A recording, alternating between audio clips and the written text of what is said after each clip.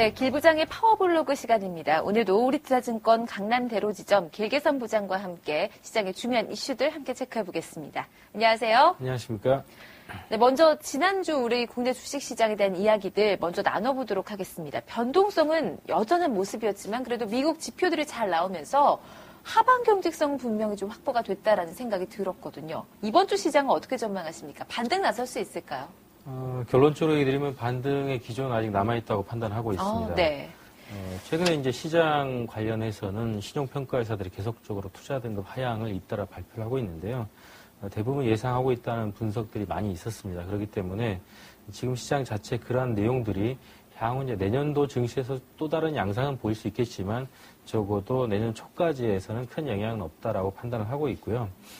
최근에 이러한 그 위기 고조수 순간이 상당히 많이 이렇게 노출이 돼 있는데 이게 너무 눈에 빤히 보일 정도로 시장에 대한 위기감이 고조될 때는 오히려 시장은 그대로 반응하지 않고 오히려 좀 다른 양상을 보일 때인데요. 아마 지금이 그런 시점이 아닌가 판단을 하고 있고요. 마지막 윈도우 드레싱이라든지 그리고 연말을 겨냥한 그리고 내년 초를 겨냥한 포트폴리오 재조정 관련해가지고 시장이 움직일 가능성이 높고 오히려 프로그램 매도에 의해 가지고 시장이 움직일 경향이 많기 때문에 지금 상황은 외부 변수보다는 국내적인 수급에 의해서 움직일 가능성이 높다는 측면에서 반등 기조를 좀 열어보겠습니다. 네, 알겠습니다. 저희 방송 출연하시는 분들께서는 산타랠리에 대한 기대감 여전히 갖고 계신 것 같고요. 자, 그렇다면 오늘 파워블로그 주제 궁금한데요. 어떤 주제 들고 오셨어요? 최근 고조되고 있는 위기감 속에서 하나 측정해볼 중요한 포인트가 있는데 달러 스왑 라인이 주제가 되겠습니다. 달러 스왑을 오늘 들고 나오셨습니다. 그래요. 사실 돌이켜보면 한 지난달 말이었으니까 이제 한 20여일 정도 지난 것 같아요. 전 세계 중앙은행들이 달러 유동성 공급 공조 정책을 펴냈습니다. 그에 따라서 시장 기대감 꽤 커지면서 주식시장은 상승하는 분위기로 화답을 했었는데 그 효과가 사실 어떻게 나타나고 있나 궁금한데요. 어떻습니까? 최근에 이제 신평사들이 계속적으로 투자 등급을 하향하면서 실제로 이것들이 어떻게 반영되고 있냐 하면 은행들 같은 경우에는 실제로 달러를 구하기가 굉장히 어려워지고 차입 여건 자체가 굉장히 어려워지는 그러한 상황이 계속되고 있습니다. 그러다 보니까 기존에 이제 달러를 구하던 어떤 그런 그 비용이나 차입 비용 자체 전체적으로 좀 올라가 있는 상황이고요. 최근 국제금리 상승 이후에도 프리미엄을 더 주고 달러를 구해야 되는 그런 상황이 계속되고 있습니다. 따라서 그러한 내용들을 실제적으로 달러 스왑 라인을 통해 가지고 해결하는 움직임이 많이 보이고 있는데요. 최근에 FRB에서 발표했던 그 달러 스왑 라인 자유 요청에 관한 데이터를 제가 블로그에 올려놨었는데요.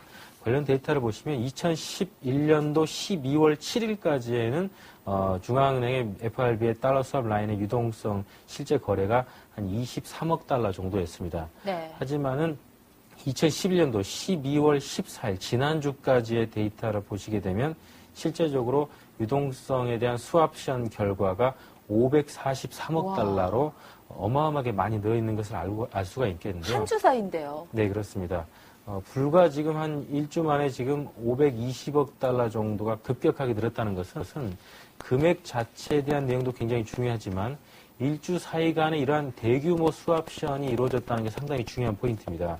그 얘기는 지금 유동성 리스크에 봉착해 있는 은행들이 최근에 골드를 팔아가지고 현금화를 지금 만들고 있고 네. 또 있는 골드를 또 대여해가지고 비용을 오히려 지불하면서까지도 어떤 골드 리스 비용을 발생시키면서까지도 지금 현금화를 굉장히 지금 강하게 하고 있다는 내용들이 보도가 되고 있기 때문에 이 얘기는 어떤 내용이냐면 이러한 스왑션에 대한 방어막이 구체화되어 있었지 않았다 그러면 오히려 리먼 사태와 같은 은행 파산의 상황이 벌어질 수도 있었다. 즉 500억 달러에 대한 규모는 금액 자체가 어마어마하기 때문에 그러한 가정도 해볼 수 있다는 생각이고 그렇다고 보면 지금은 어떤 선제적인 조치가 시장을 강하게 방어를 잘 해줘 있고 시간은 계속적으로 좀 벌어지고 있는 상황이기 때문에 지금 당장 신평사들의 어떤 신용등급 하향 조정 리스크 자체가 단기적으로 충격화되지는 않을 것이다. 왜냐하면 이런 방어막이 잘 쳐져 있기 때문에 이런 시간 벌기를 잘 해내고 있다. 네. 이런 상황으로 해석을 해볼 수가 있겠습니다. 세계 선진국 은행들의 달러 유동성 공급 공조 분명 방화벽 역할을 잘 해내고 있는 모습이다. 확인해 주셨습니다. 자, 그렇다면 그래서 반등을 기대해 볼 수 있다라는 말씀이신데요. 국내 증시 이제 연말까지 2주 남았습니다. 반등 목표치 어느 정도 잡아볼까요? 반등 목표치는 아마 제가 이 시간을 통해서도 그 포인트를 여러 번 얘기 드렸던 것 같은데요. 1928포인트가 시장의 박스권의 상단이라는 점을 강조드리는데요. 사실상 지난 8월 달 이후부터 국내 증시가 변동성을 확대한 이유로 또 종가 기준 또는 고가 기준, 장중의 어떤 가격 기준으로 봤을 때 1928과 1929를 넘겨본 적이 없습니다. 그 얘기는 지난 8월 이전의 고점에서부터 1644포인트까지의 가장 중간 라인을 50% 2분의 1 해보면 그 포인트가 1928과 1929거든요. 그래서 이 포인트는 50% 라인이기 때문에 엘리어트 파동이라든지 각종 기타 기술적 분석을 통해서 극복하기 힘든 박스권 상단 라인이다 보면 앞으로의 고점도 그 정도로 제시하는 것이 맞다고 보여집니다.